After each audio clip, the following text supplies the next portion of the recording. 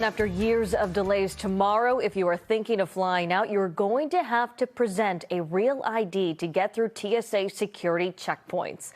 Thanks for joining us tonight. I'm Priscilla Casper. And I'm Colton Bradford. We want to bring in our Jericho Tran. She is live for us at Logan Airport with everything that you need to know. Jericho? Well, Colton, Priscilla, we are less than an hour away from a day that we've been talking about for nearly 20 years. Tomorrow is Real ID Enforcement Day. When you walk in through these lines, make sure you have your Real ID with you, or you could face some delays in these lines. I got my Real ID in like 2020. Rachel Cruz made sure to arm herself and the family with Real IDs before their vacation. You almost were not able to travel today, sir. That would have been scary. It was scary for potential travelers like Cecilia Driscoll's aunt, who missed out on a major family event. She doesn't have the Real ID yet, so she's missing the funeral, unfortunately.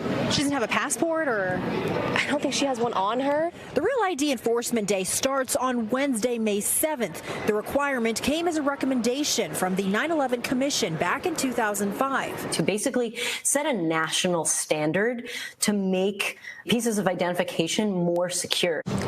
Hey, down here, still not sure whether or not you have a Real ID? Well, go ahead and check that top right-hand corner. If you have a star, you're good to go. If not, you could face some delays. Because you're going to more than likely be pulled off to the side, and you're going to have to go through a secondary screening process or additional screening where we're going to have to ask you some questions. We're going to probably maybe go through your bags. If you don't have your Real ID, there are a few other acceptable forms of identification, like a passport or military ID. That's the dirty little secret about Real ID, is that there's 2 years of wiggle room built in so that screeners at their discretion can let people through even without a Real ID compliant document. Just beware of those lines that could pop up for travelers without Real IDs. Potentially, we could even see people missing their flights because of the time that it's now going to take if they don't have a compliant form of ID.